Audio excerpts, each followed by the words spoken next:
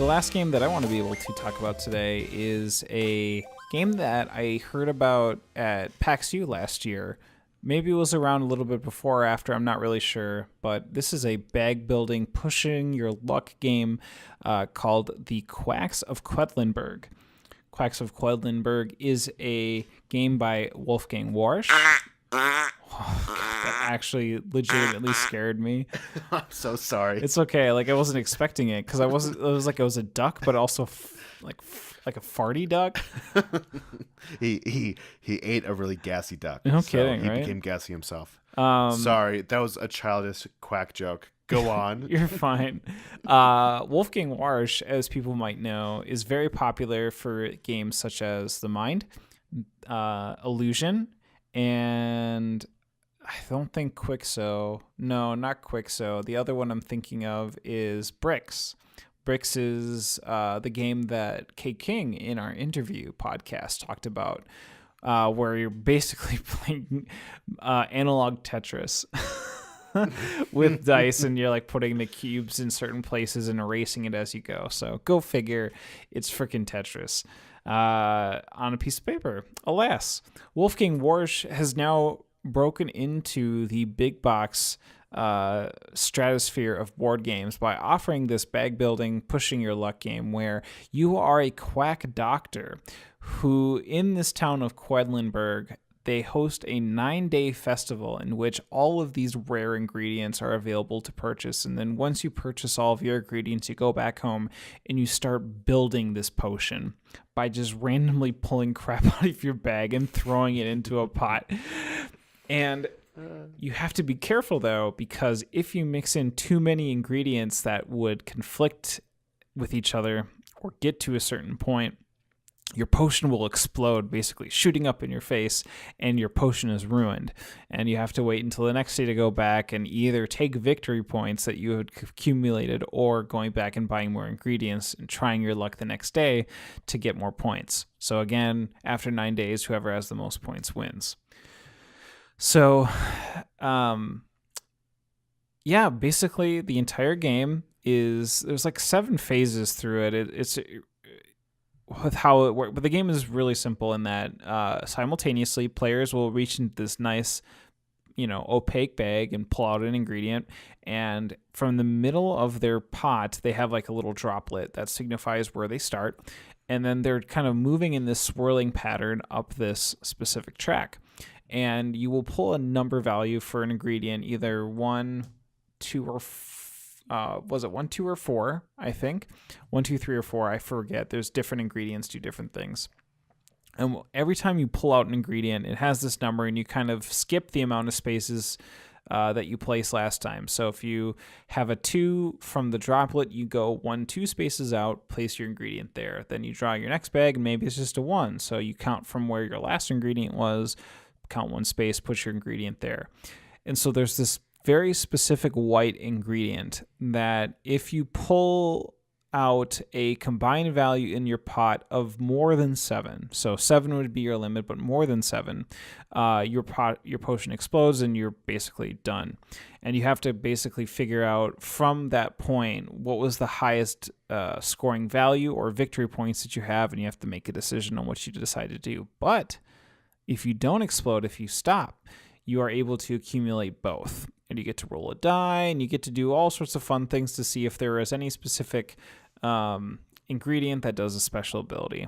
So you can have things like if you pulled out like a black ingredient, you would be able to match to see how many other people also drew black ingredients. And if you have the most, you get to move your droplet up 1, and you get this little ruby that allows you to do special things with, like refreshing your potion or being able to move your droplet up 1 to kind of have you start farther up this track. The game is very variable in that each ingredient kind of has these different stages. So there's like 1 of 4 different chapters or books or complexity levels that it offers. So you can kind of mix and match, which makes it really interesting. So as you start playing this game more and more, you can start improving some of the ingredients and being able to add more complexity and more rules and more things that it does, which can make comboing a lot of fun too.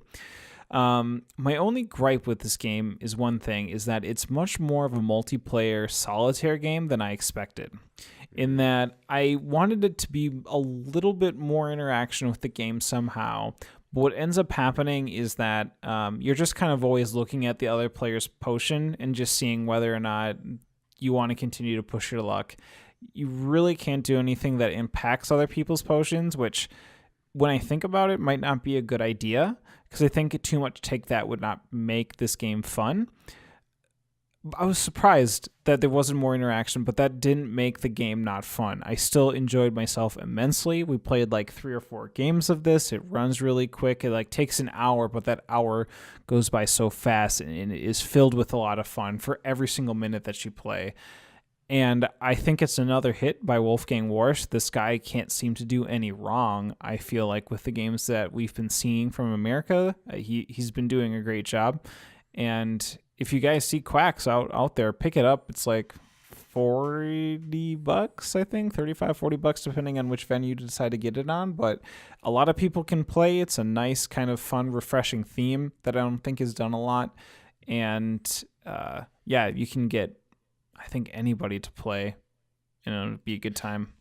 It looks fantastic. I am super intrigued by this game, mainly because I think I am a closet gambling addict, closet gambler, closet addict of gambling. Sure. What's the right way to say that? Anyway, I like gambling. Okay, I don't know if you've ever played Ink and Gold.